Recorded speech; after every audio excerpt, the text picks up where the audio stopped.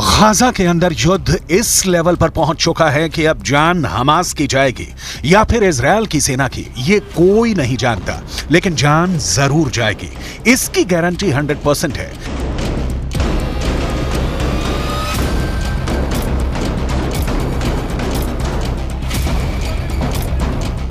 ये गाजा में close quarter battle का वीडियो है, यानी कमरों में लड़ा जाने वाला बहुत करीबी युद्ध।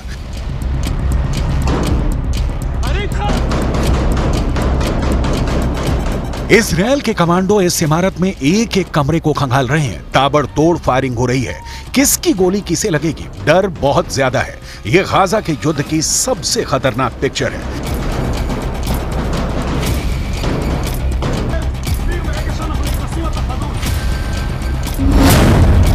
लेकिन इस बीच एक बड़ी रिपोर्ट आई है जिसके मुताबिक गाजा में युद्ध अगले 2 महीने तक खत्म नहीं होने वाला, यानी जनवरी और फरवरी के बाद हमास मार्च में भी जिंदा रहेगा। इस बार की पूरी गारंटी दी जा रही है। यह रिपोर्ट इजराइल की सेना के ही एक अधिकारी ने दी है। सवाल है कि 5 महीने युद्ध चला तो क्या हमास बचेगा या इजराइल? इजराइल की सेना को दक्षिण में सिर्फ खान यूनुस इलाके में अपना ऑपरेशन पूरा करने में 4 हफ्तों का वक्त लग सकता है, यानी 1 महीना या कहें पूरा दिसंबर और जनवरी इजराइल की सेना खान यूनुस में लड़ती रहेगी।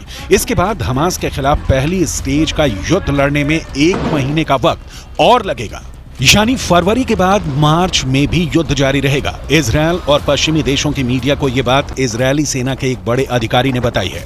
उत्तरी गाजा पर कब्जा करने के बावजूद इजराइल की सेना को गलियों में युद्ध लड़ना पड़ रहा है। अब दक्षिण में खान यूनुस की गलियों में जंग जारी है और यहां का युद्ध तो और भी खतरनाक बताया जा रहा है।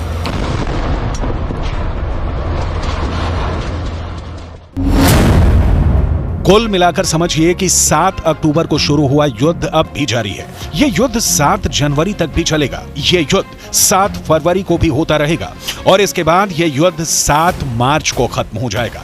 इसकी कोई गारंटी नहीं है, यानी इजराइल और हमास की जंग 5 महीनों से आगे जाएगी। अब इजराइल की सेना के अधिकारी ये बात बता रहे हैं।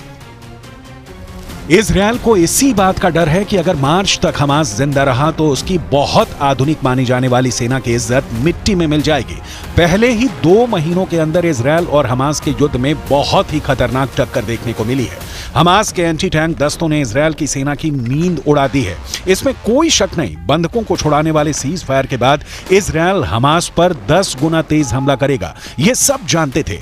इजराइल ऐसी हर कोशिश करेगा जिसकी वजह से हमास के पास ना बचने का रास्ता हो, ना भागने का। लेकिन अब जो टक्कर देखने को मिल रही है उसमें हमास के एंटी टैंक दस्तों ने गाजा के हर चौर, हर गलियों में इजराइल की सेना पर हमले तेज कर दिए हैं। इजराइल की सेना अपना टैंक किस गली में ले जाए और किस में नहीं, और किस गली में जाकर उस पर हमला नहीं होगा, ये गारंटी कोई नहीं दे रहा। बिस्मिल्लाह अल्लाह।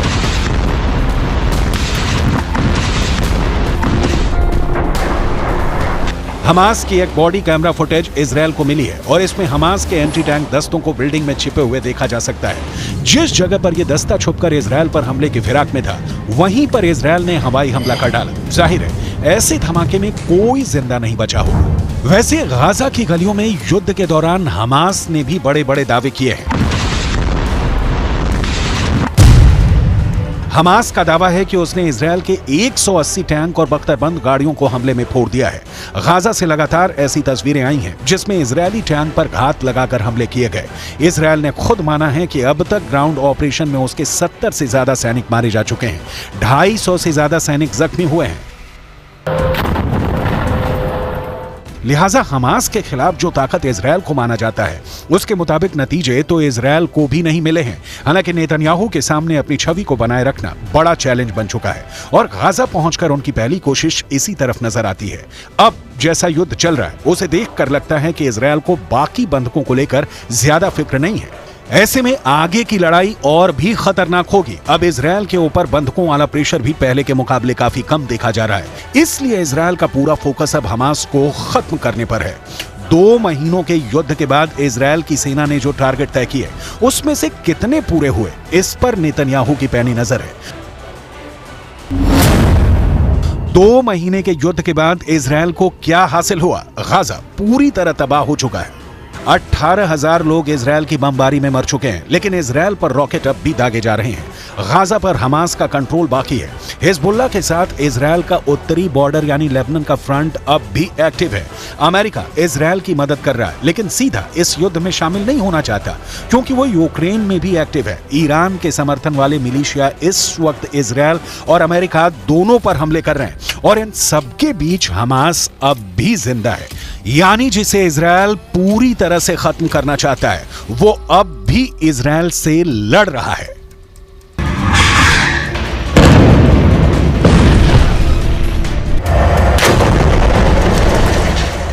It remains imperative that Israel put a premium on civilian protection.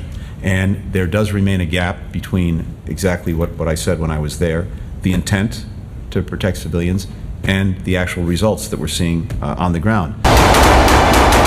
Israel की सेना दावा कर रही है कि वो गाजा में हमास को चारों तरफ से घेर रही है, इसलिए ऑपरेशन में वक्त लग रहा है। लेकिन गाजा से कुछ वीडियो ऐसे भी आए हैं जिससे लगता है कि इजरायल की सेना गाजा में बुरी तरह से घिर चुकी है। ये वीडियो हमास के टनल वाले दस्ते ने तैयार किया है, जहां इजरायल की सेना ने कैंप लगाया हुआ है। वहां हमास के लड़ाकू दस्ते चुपके से जमीन से निकलकर उन पर नजर रख रहे हैं। ये इजरायल को डराने वाला वीडियो है। हमास की नजर इजरायल के एक एक फौजी पर है। इजरायल को टक्कर देने के लिए हमास ने एक नया वीडियो रिलीज किया है। यहां हमास के रॉकेट दस्तों ने अपने ठिकानों को उजागर करके दिखाया है कि उसके पास इजरायल पर हमले के लिए कौन सा नया हथियार है। ये M19 रॉकेट है, जिसकी रेंज करीब 100 किलोमीटर है।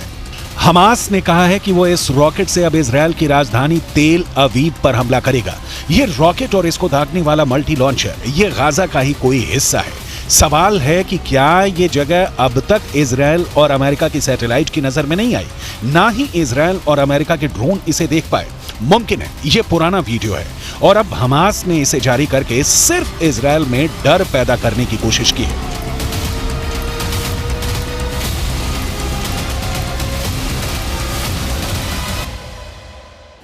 गाजा के अलावा इजरायल के लिए उत्तरी बॉर्डर बड़ा खतरा बन चुका है। ये लेबनान बॉर्डर पर इजरायल की बड़ी पोस्ट है और यहां हिजबुल्लाह ने एक एंटी टैंक मिसाइल से हमला किया और फिर देखिए क्या हुआ।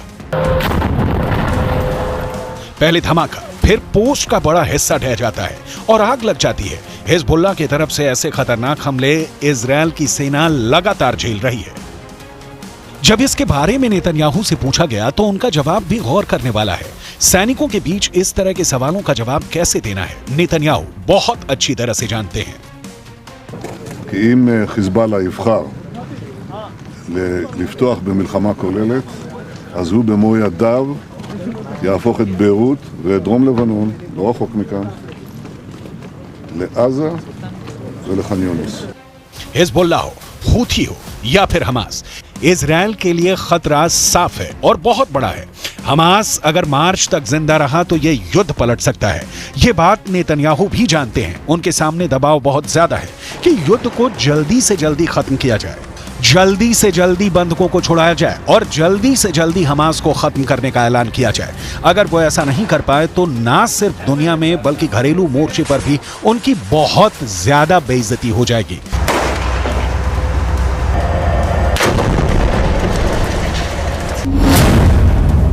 इसलिए इजरायल और नेतन्याहू के सामने सबसे बड़ा डर है कि अब मार्च तक हमास जिंदा रहेगा। यह बात इजरायल की सेना अपनी रिपोर्ट में कह रही है। हमास का गुनाह ही इतना बड़ा है कि इजरायल ने उसे पूरी तरह से खत्म करने की कसम खाई है। यही वजह है कि 7 अक्टूबर के बाद से गाजा में जिसने हाथ डाला है उसने अपना हाथ जलाया है। गाजा जलता हुआ कुआं बन चुका है, जो गिरेगा खत्म हो जाएगा, क्योंकि इजरायल को जिसने भी अब तक रोकने की कोशिश की उसको नेतन्याहू ने सिर्फ एक जवाब दिया, जब तक हमास खत्म नहीं हो जाता तब तक युद्ध जारी रहेगा। बंधकों को छुड़ाने के लिए सीज फायर तो कर दिया गया, लेकिन एक बात साफ है कि अब तक इजरायल के सामने सब फेल हो चुके हैं। इजरायल के आगे ईरान फेल हो चुका है। इजरायल के आगे हमास से लेकर हिजबुल्लाह और यमन के हूथी भी नाकाम रहे हैं। इजरायल के सामने सऊदी अरब और बाकी अरब देशों की जुबान पर ताला लगा है। अरब देश पूरी तरह फेल साबित हुए हैं। इजरायल के खिलाफ रूस भी फेल हो गया और इजरायल ने अमेरिका को भी बता दिया कि वो इजरायल से है। इजराइल उससे नहीं, यानी अमेरिका भी फेल है। नेतन्याहू अब कोई बात बर्दाश्त नहीं करेंगे। वो बैकफुट पर नहीं, फ्रंट फुट पर तबाही मचाएंगे। उन्होंने अमेरिका को भी इस बात का एहसास दिला दिया है।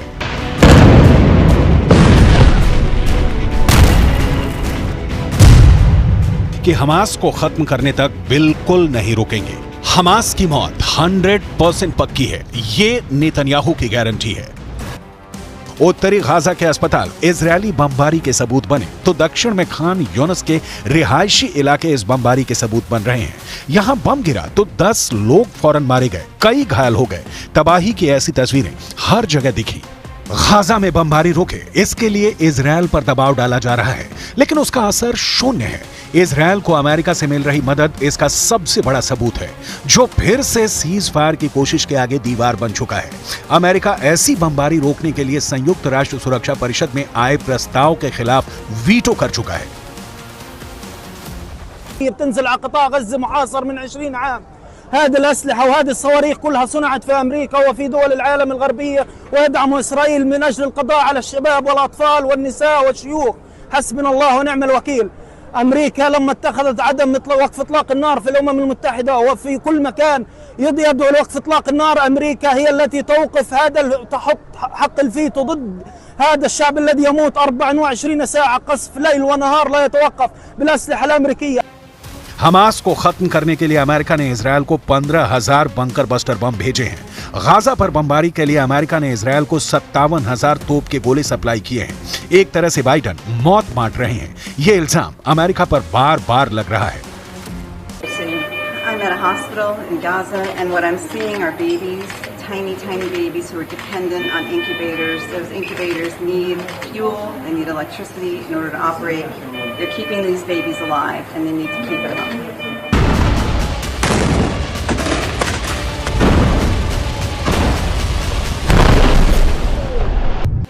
अमेरिका एक तरफ कह रहा है कि युद्ध जल्दी खत्म हो, दूसरी तरफ वो ये भी नहीं चाहता कि सीज फायर हो। अमेरिका इजरायल को लगातार बम भेज रहा है और इजरायल गाजा पर लगातार बमबारी भी कर रहा है।